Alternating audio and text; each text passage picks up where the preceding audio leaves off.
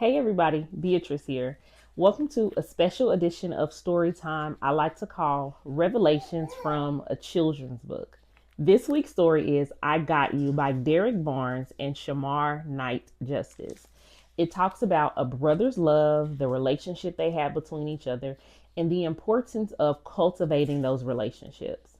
And as I was reading this book, I thought about the younger brother at the time who is talking about the things that he really, really admires about his older brother. He's the first person he remembers seeing.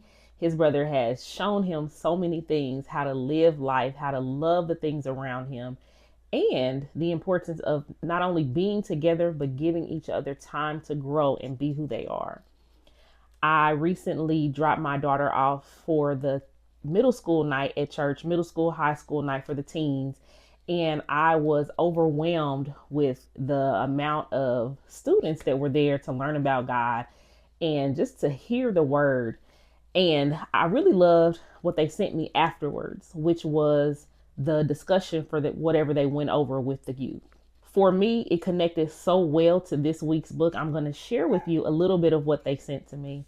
The theme for their sermon was Check the Hood, and it talks about lasting relationships and the importance of the intention that goes into not only building but maintaining these relationships. And they connected it to a car and the maintenance of a car. And just like a car with relationships, they don't just break down immediately, just out of nowhere.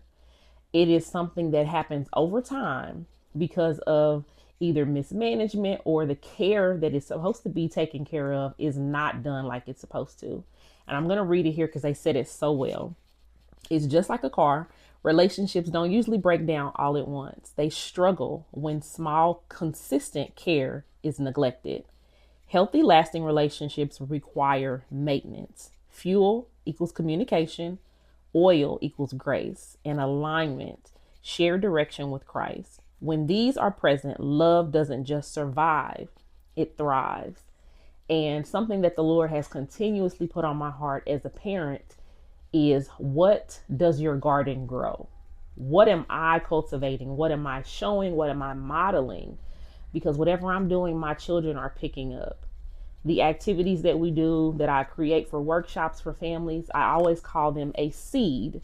What I'm doing is the seed that is planted for an idea. I don't want this to just stop with me. I want you guys to take this and continue to grow from what I've given you. So be thinking about that. What is it that you are planting that you will see the seed, the fruit, and all of it that cultivates from it? Just like with the car, the fuel is communication. In the story, the older brother is talking to the younger brother when he thinks that he's left him. He said, hey, I didn't leave you. You're still my buddy. We're still going to hang out. But there are times when I need to just hang out with my friends alone. And that's great communication to show him, hey, it's still me and you. But other times I'm going to need that time by myself. The younger brother gave him grace in those situations to say, hey, you know what? I appreciate you watching out for me, but I understand this. And then when they had a younger brother, the middle brother was able to take all of the things that he got from his older brother and then transfer that down for their relationship. And that trickle down effect makes me think about, where did the oldest brother get all of the knowledge that he has? Someone planted the seed of love, friendship, communication, and brothership in him so that he could give it to his younger brother. And now that younger brother, who is becoming an older brother, gets to share that with his baby brother. So think about it. What does your garden grow? And how are you being intentional to either build, cultivate, or neglect the relationships that you have right now? All right, that's it for now. I will see you guys back here for another Revelations from a Children's Book. Bye-bye.